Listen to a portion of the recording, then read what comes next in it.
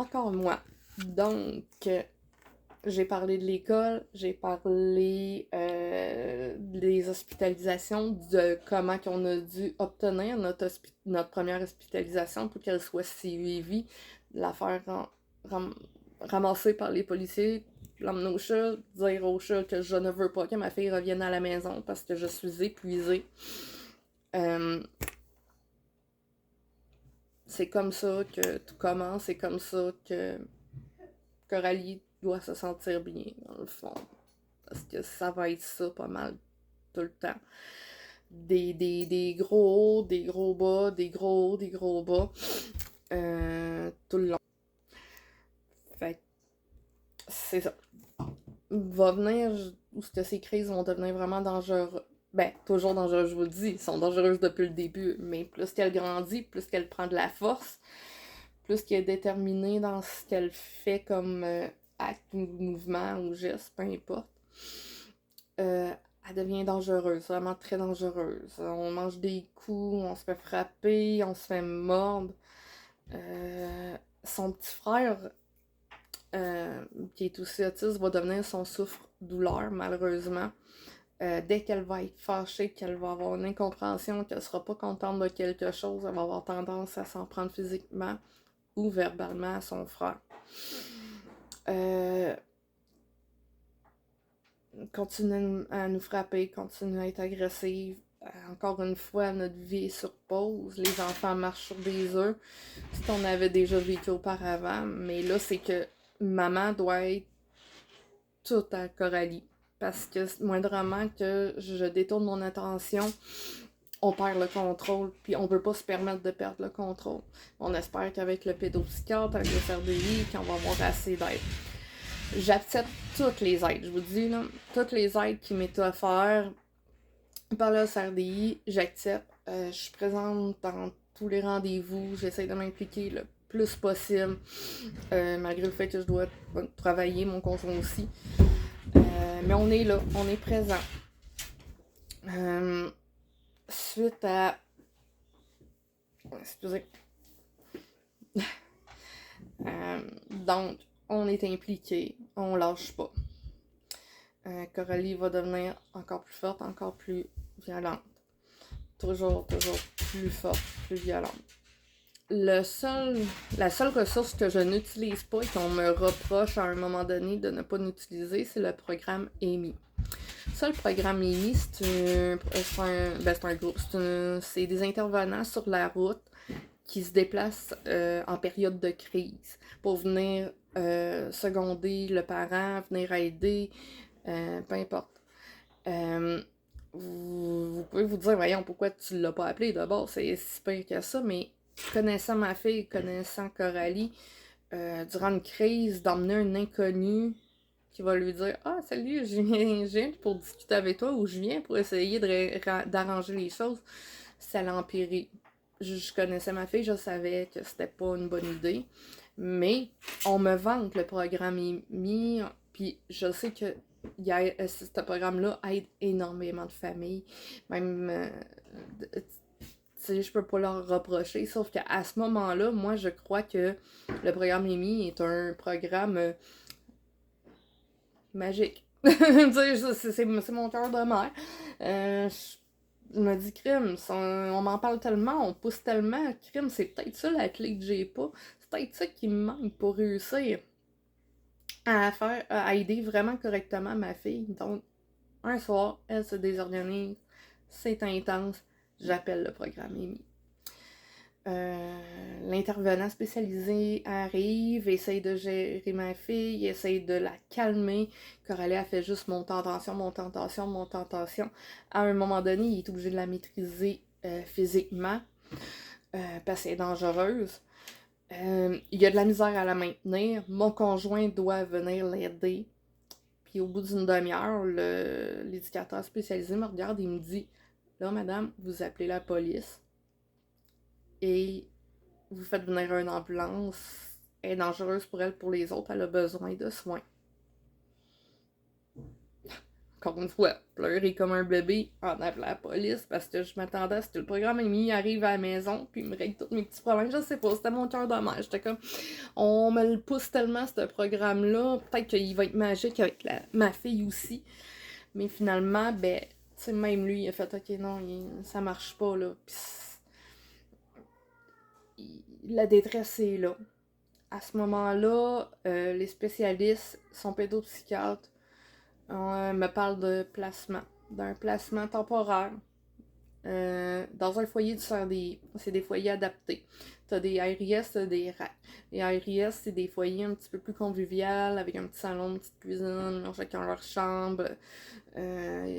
C'est plus, comme je vous dis, convivial.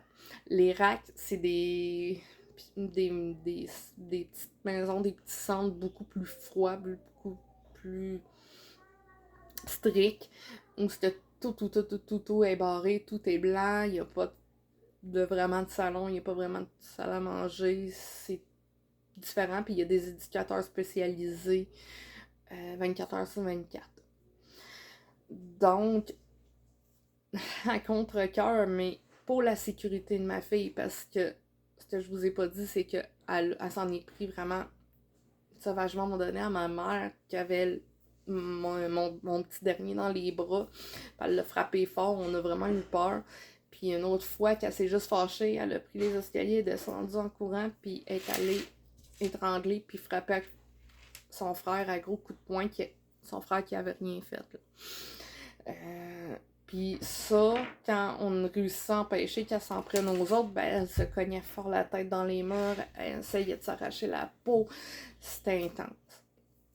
Donc va arriver le placement à Coralie. Un placement que j'espère le plus court possible. C'est il y a 1 an et quelques mois, en date d'aujourd'hui.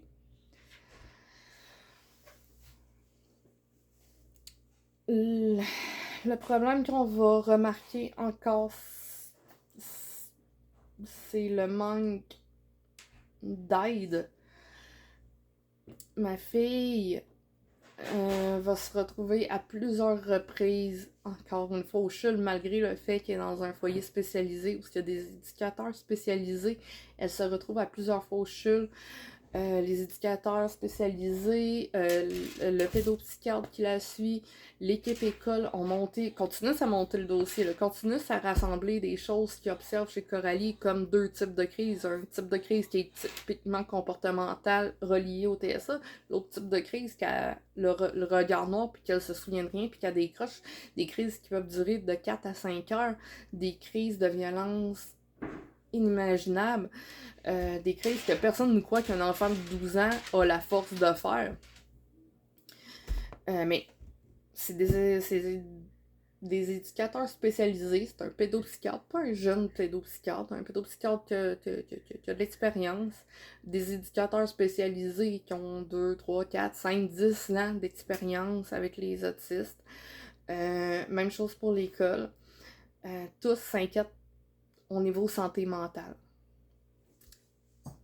Le jeu du ping-pong va commencer.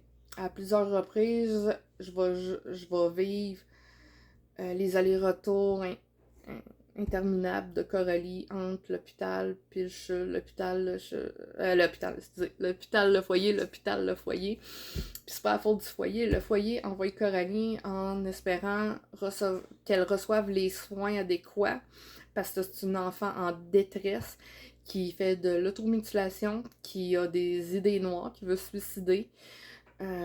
Coralie avale des choses qui ne doivent pas être avalées, des choses dangereuses pour elle dans le but de mourir. Elle nous parle d'une deuxième voix, d'une deuxième Coralie qui est pas gentille, est terrorisée par cette Coralie-là, ou par les voix, ou par les messieurs qu'elle dit voir. Elle est stressée, elle est angoissée, elle a peur. Puis nous, on demande de l'aide.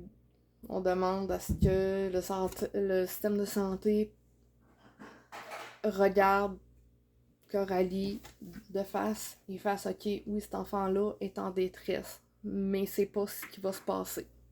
Coralie va devenir un gruge argent. À chaque fois que Coralie se retrouve là, ben ils veulent pas trop la garder, ils veulent pas vraiment la garder en observation parce que ben, elle a déjà un diagnostic. Ses problèmes sont purement comportementaux.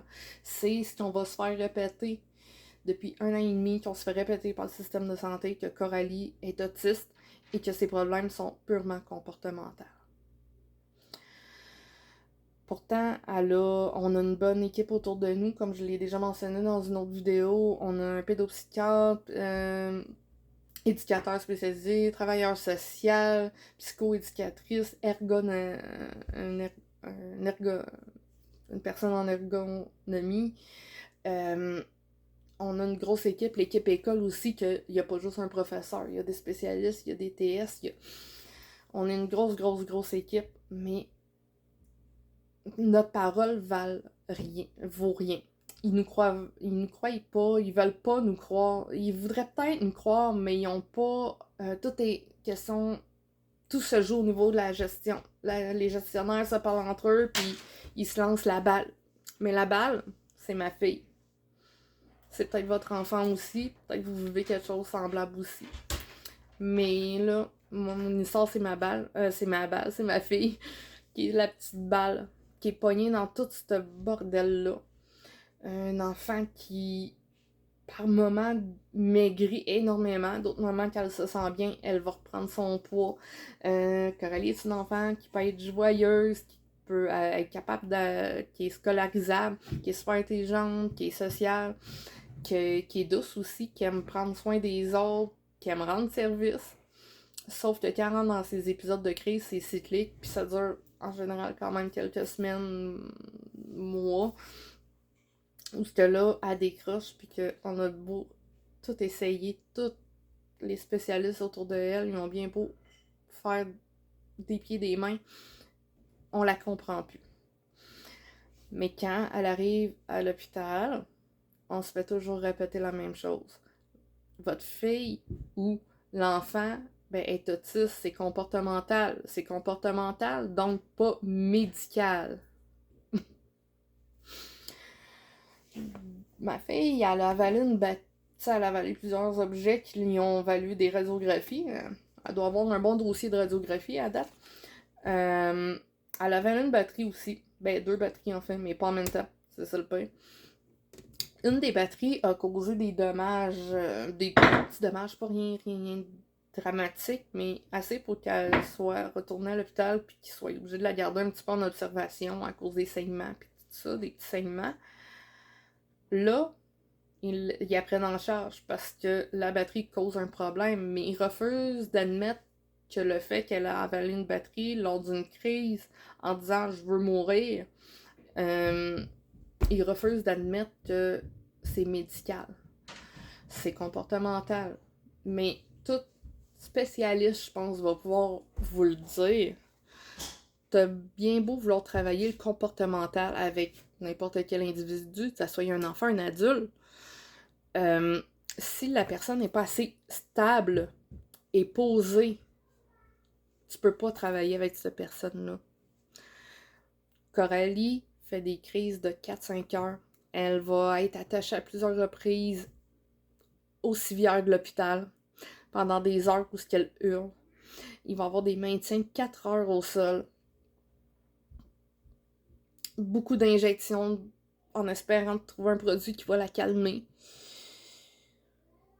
Mais c'est pas grave, c'est juste comportemental. À toutes les fois, ils leur retournent au foyer en disant c'est comportemental. Même quand le CRDI, eux autres mêmes font comme nous sommes inquiets pour cette jeune-là. Nous craignons pour sa santé, sa sécurité.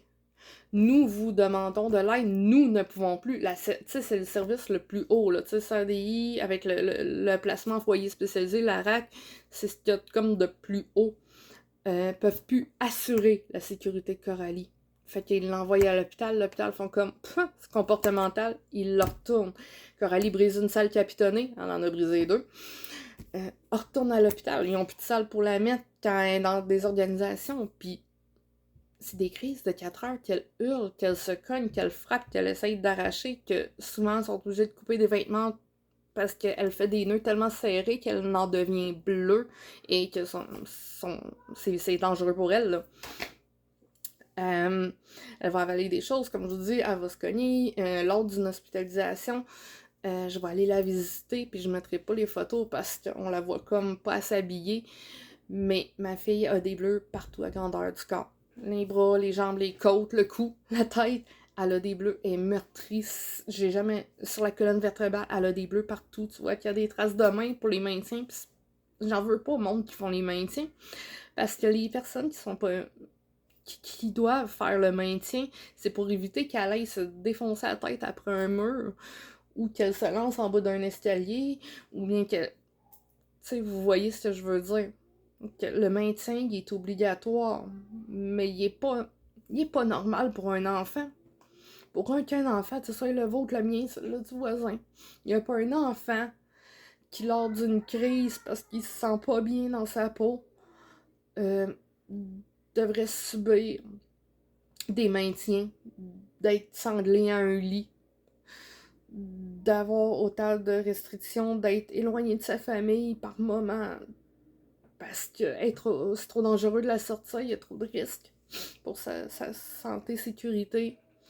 Quand les policiers sont amenés à intervenir, même eux autres font comme, ben là, on n'a pas le choix de l'envoyer à l'hôpital, on craint pour sa sécurité. Puis l'hôpital ne veut jamais nous aider. Le pourquoi, comme je vous dis, c'est administratif. Coralie, les enfants dans des histoires semblables à la mienne, le problème, c'est qu'ils sont dans une zone grise. Tu vas avoir l'hôpital, la pédopsychiatrie pour enfants qui vont prendre des hospitalisations, mais qui vont essayer de s'en tenir au diagnostic. Ils essayent de pas déroger de ça parce qu'ils sont surchargés, sont en surdemande. Quand un enfant comme Coralie aurait besoin de soins constants, de surveillance médicale constante, ils disent pas d'endroit, ils disent pas de foyer, de centre mieux que le SADI ou que c'est des éducateurs spécialisés, mais que pour sa santé, sécurité, ça prendrait un médecin ou une infirmière sur les lieux, au moins. Il n'en existe pas des places comme ça. C'est pour ça que je dis que Coralie est dans une zone grise. Le Sacré-Cœur ne veulent pas perdre leur temps avec eux autres. Elle a déjà son diagnostic. Pourquoi? Qui se casserait la tête à essayer de trouver autre chose. Vu qu'elle a déjà un diagnostic. Pourtant, son pédopsychiatre va trouver d'autres problématiques chez Coralie, comme l'angoisse chronique. Puis Coralie, on va découvrir dernièrement aussi qu'elle a des hallucinations, qu'elle a des délires. Est-ce que c'est causé par son TSA ou par autre chose? Il est encore trop tôt pour le dire. Mais malgré ces nouveaux diagnostics-là, ces nouveaux questionnements-là, l'avis de son propre pédopsychiatre est remis en question. L'avis des spécialistes qui voient Coralie, qui voient ma fille à tous les jours, est remis en question. L'avis d'une mère qui connaît bien sa fille mieux que n'importe qui est remis en question. L'avis de l'école est remis en question. On a tout notre groupe, toute notre gang, on a tort. Puis ça, les éducateurs spécialisés, j'ai des amis qui sont dans le domaine ou qui utilisent dans le domaine ou j'ai parlé avec du monde dans des écoles, ou peu importe. Coralie, c'est pas la seule. C'est quelque chose de fréquent, qui doivent se battre toujours pour faire entendre le bien-être de l'enfant premier. Parce que les autres, ce qu'ils veulent, c'est pas se débarrasser du problème. Parce que ils veulent que Coralie soit stabilisée le plus vite possible pour pouvoir travailler avec elle, ce qui est à travailler. Mais quand elle est dangereuse comme ça, dans un état psychotique ou dans un état dépressif, dans un état d'impulsion intense comme ça, où son seul but, c'est de se faire mal, de se blesser, ben c'est où sa place? Vous ou moi, on essaie de se suicider, on agit de façon à que le monde s'inquiète peut-être pour nous de ce côté-là, ou est-ce qu'on risque de se retrouver on risque d'aller faire un petit tour à l'hôpital, puis ça se peut qu'on soit hospitalisé en psychiatrie. Même si on n'a pas de diagnostic. Mais chez les enfants, malheureusement, ça fonctionne pas comme ça. Puis c'est inhumain. Faut que ça change, faut que le gouvernement allume, que de l'argent, oui, il en donne, tous les services ont besoin d'argent, je comprends, mais les enfants, c'est notre futur, c'est notre avenir. C'est pas parce qu'un enfant a un trouble du spectre de l'autisme ou un syndrome de Gilles la Tourette ou de ce que vous voudrez que cet enfant-là ne fera pas de grandes choses dans la vie ou n'aura pas un métier convenable plus tard. Mais si déjà à leur enfance, à l'âge comme de Coralie, de 12 ans, ils ne vivent que des traumatismes, du brassage d'un bord de l'autre comme ça, comment vous voulez que ça devienne des adultes moindrement un peu stables? Comment voulez-vous que, après ça, nos enfants remontent la pente quand le service de santé ne peut pas leur assurer une sécurité? Moi, en tant que parent, à chaque fois que mon téléphone sonne, la peur me pogne au ventre, puis j'exagère même pas. À chaque fois que j'ai un appel, je me demande, c'est-tu cette fois-ci? C'est-tu aujourd'hui? Qu'est-ce qu'elle a fait encore? Est-ce que elle a réussi à mettre fin à ses jours? Est-ce qu'elle a blessé tellement gravement quelqu'un d'autre qui est en arrestation? C'est à toutes les fois qu'on m'appelle, j'ai peur. J'ai pas placé ma fille pour m'en débarrasser, comme vous pouvez voir, parce que mon combat, il est de tous les jours. Des appels fréquents, des mauvaises nouvelles par-dessus mauvaises nouvelles. Des fois, c'est des bonnes périodes. Heureusement. Mais ces bonnes périodes-là, ils durent pas assez longtemps. Puis moi, ce que je pense, c'est juste ma fille qui est maîtrisée par des policiers, qui est attachée à des civières, qui est attachée assis, qui est placée à terre, que personne veut prendre soin. Ben, pas personne, c'est pas vrai. Que le système de santé refuse de lui accorder des soins. J'ose même pas imaginer comment qu'elle peut... Qu'est-ce qui se passe dans sa tête. Imaginez-nous à sa place. Sans personne nous explique jamais rien, puis que personne veuille de nous quand on fait juste demander, puis qu'on a un comportement d'autodestruction. Le pédopsychiatre qui la suit, il a été allé cogner à des portes de personnes haut placées, où ce que les portes lui ont été refermées, où ce qu'on n'a plus de marge de manœuvre pour espérer avoir de l'aide. La seule chose qui a fait bouger, c'est bizarrement après que j'ai parlé que j'allais m'adresser aux médias, que j'allais aller du côté de la justice. J'ai réussi à avoir encore une hospitalisation pour Coralie. Mais est-ce qu'elle va être plus suivie? Est-ce que les soins vont être mieux? Non, ils vont la retourner, puis ils vont refuser de s'attarder à son état. Ils vont refuser d'attendre qu'elle soit stable avant de la retourner. Ils vont, en espérant qu'il arrive rien. Fait à chaque fois qu'elle est retournée au CRDI, à la résidence, puis tout ça, ben on espère que tout se passera bien. On fait juste attendre et espérer que les choses finissent par se placer, parce qu'on a besoin d'un coup de main de plus, puis que le système de santé nous envoie royalement promener.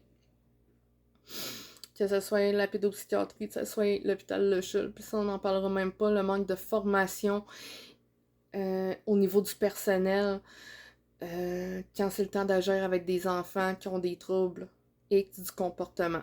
Ça, j'ai fait une autre vidéo, j'en parle un peu.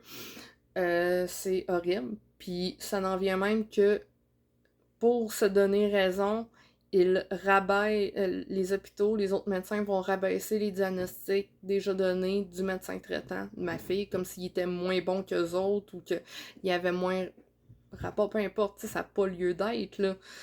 Un médecin donne un diagnostic, c'est comme si on vous annonce, un médecin vous dit « Ah, vous avez le cancer », l'autre, je sais pas comment il a fait ça, mais finalement, moi, je trouve que vous avez pas le cancer, je comprends pas. C'est moi qui décide, fait que vous avez pas le cancer, mais finalement, vous avez un cancer. Vous voyez un peu comment c'est stupide? Ben, c'est un peu ça qui s'est passé aussi. Ma fille est une balle de ping-pong. Ma fille, quand elle se retrouve au CHUL en espérant qu'elle reçoive enfin l'aide, en fait, je la confie pas à des médecins, mais je la confie à des gestionnaires. Vous avez sûrement peut-être déjà vécu ça, vous aussi, en tant que parent, parce que je sais que je suis pas la seule. Faut se lever, faut faire des vidéos, faut parler, faut brasser. Moi, j'ai toute une équipe en arrière de moi qui me soutiennent dans mes démarches actuelles. Donc, vous avez des questions, vous voulez en savoir plus, vous avez des inquiétudes, vous vous sentez interpellé par notre histoire, gênez-vous pas à venir me parler. Comme je vous dis, je ne suis pas seule. Je suis pas une maman désemparée qui fait un cri du cœur, abandonnée de tous.